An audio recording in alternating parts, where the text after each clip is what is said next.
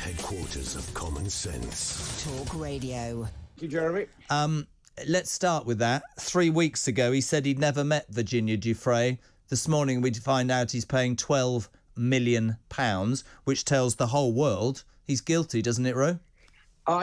You can't say that he's guilty, but what it does say is that he has got himself into such a situation by his association, because as the court has not proved his guilt or innocence one way or another, but it's basically admission that things haven't gone in his way, and he knows it. Now, that's a very sort of simplistic and slightly trite way of maybe not quite answering the question as directly as you wanted, but you have to say that they've come to a settlement, and he has accepted by that statement, which really doesn't say an awful lot, and that he's basically suddenly had a light bulb moment, you'd almost think. But the light bulb moment was basically his family getting round to him and saying, sort this shenanigans out, because this is just horrendous. And it's all his own doing.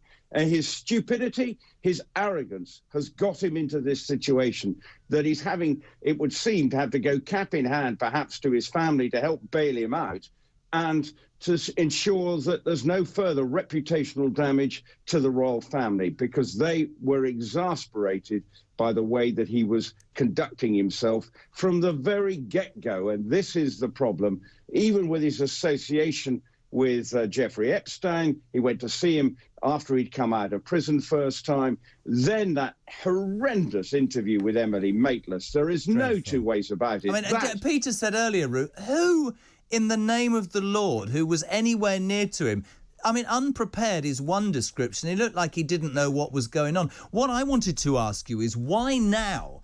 Does he not realise that, having denied it and said he's standing, he was the one who asked for a jury. He was the one who said, I want to come and do that. None of us seem to see this coming. And then this, out of the blue, I'm paying you off. What did he expect, Rupert? I don't know. And you see, no way. He thought probably that if he went to a jury trial that he could clear his name, but it became increasingly obvious that it was going to be very hard for him, because once he was questioned by Virginia Giuffre's lawyers, well, given how horrendous that interview with Emily Maitlis, under no pressure, and he walked out of that, by all accounts, saying, I did a good job. But it was only then realising that they would then had so much ammunition from that interview, and then him denying that he'd never met her or had any association. Well, that became increasingly hard to prove in his case. And so everything that has happened here has come about by his actions and his belief that he could find a way out of it. And yes, we don't know exactly how much Prince Andrew is having to pay for it, but there are talks of about 12 million. How much Virginia Giuffre gets of it, we're not clear. But something about the other thing is that interests me is Prince Andrew intends to make a substantial donation to Miss Giuffre's charity in support of victims' rights. What sort of charity is that? Is that a national abuse charity, or is it her own charity? Again, this is why, there's no further statements, and I'm sure there will be lots of people wanting to know exactly where that money is going to end up. They'll also be wanting to know where's that money coming from, because if there's any hint, and I'm sure they won't, that it's coming from public purse, then that will be something that people will be absolutely horrified by. But I'm pretty sure that won't happen. They'll have to make sure it comes from the royal family's private means, of which there is plenty, but not necessarily directly from Prince Andrew, because he's got to sell that chalet. He's not a wealthy man in terms of the royal family, and yet he's got him basically not going to be able to get back to a full life again in any shape or form, and certainly not in the short term. Really interesting article by Piers, as I said, Piers Morgan, his fantastic column in The Sun today. I read Andrew is a snivelling cow, but this is interesting. He says, and the court of public opinion has swiftly concluded that by buying off his accuser, Andrew has shown that once again, it's one rule for the rich and powerful, another for the rest of us. Make no mistakes, says Piers Morgan, Andrew is finished. This is interesting. There can be no way back to any form of public life for the Queen's second and some say favourite son. Piers goes on, he must be immediately stripped of all remaining titles and privileges that come with being a prince and dispatched to the ignominious obscurity that his appalling behaviour demands. What do you say to that, Rupert Bell? Well, maybe the question about him losing his title, the Duke of York, I see the York MP has weighed in suggesting this, but that will be up to the Queen to do. That's where it comes from. And, that's going to be a hard call for her because, as, peers and people have said, is perceived to be her favoured son. And that's going to be a tough call.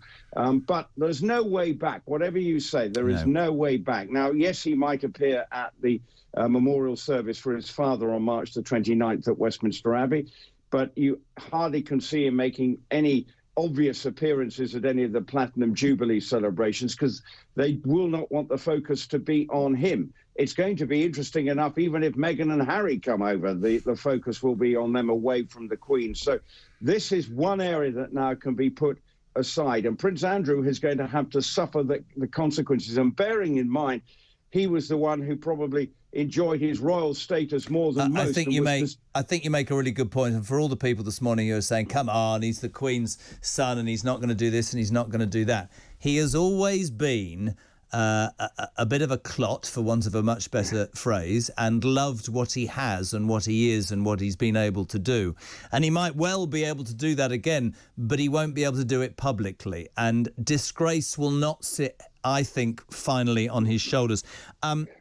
He used to be named Randy Andy. That's come back to bite him. Virginia Giuffre, this is what I wanted to ask you.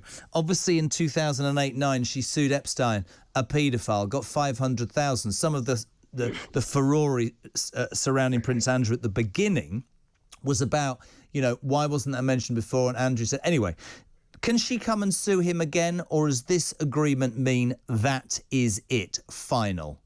I think that I am sure the legal teams of Andrew would have insisted that this is the end of the road as far as they're concerned. Yeah. It probably isn't necessarily the end of the road for Andrew in other situations, the Ghislaine Maxwell situation and other, there may now be other people who might come out and feel it's worth them having a go if they've got anything. Now, I'm not saying there is anything out there, but it does leave, perhaps the courage of what Virginia Giuffre has managed to achieve. Now, clearly, from 500,000, there were legal things. One of Andrew's cases was that she had no right to even bring this to Andrew because that was the terms of the arrangement with Jeffrey Epstein. That, though, was subsequently thrown out by the lawyer in New York.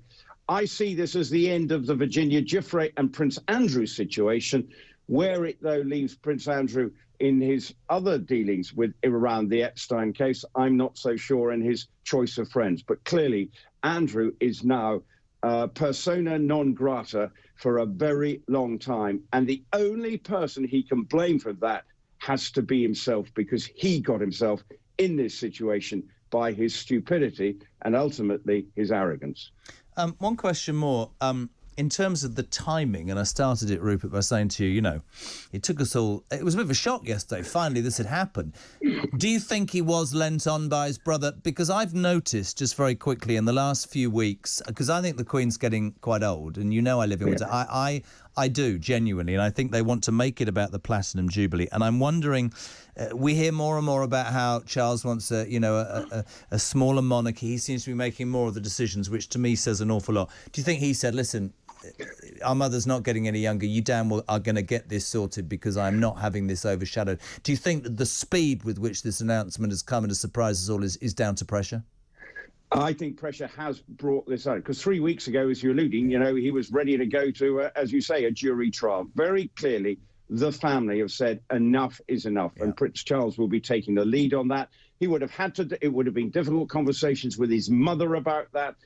I'm sure Prince William was involved, because it's all reputational damage to the royal family, because it would have been incredibly unseemly, the details that would have emerged throughout this court case, and embarrassing for the family. And Prince Andrew, though, is the one who now has to accept the consequences. And bearing in mind, as I say, he was the one who always wanted, his family. He was supposed to be upset that he didn't go on the balcony for the Diamond Jubilee, and he wanted military to wear his military uniform at his father's funeral. He wants everything about him to be about the royal family, and he loved the status. But Prince Charles said, enough is enough. Yeah. This has to be resolved, and resolved it was.